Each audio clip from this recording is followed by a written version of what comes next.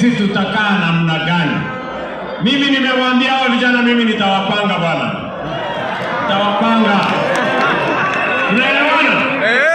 Sasa wewe chair na team captain hapo, wakati hii kiwanja inatengenezwa, mimi nitawapatia milioni 20 muweze kujipanga mpaka hii kiwanja yenu ikuwe tayari. Sawa. Shabana hoye!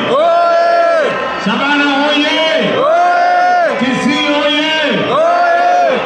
Basi mimi nataka niwaeleze, hii kiwanja tumetoa watu wale walikuwa pale, watu wa ASK, tumewapatia shamba kule kwingine, na mimi nataka nimshukuru huyu gavana Simba Paulo Arati kwa kushughulika mpaka leo tumesafirisha wale watu wa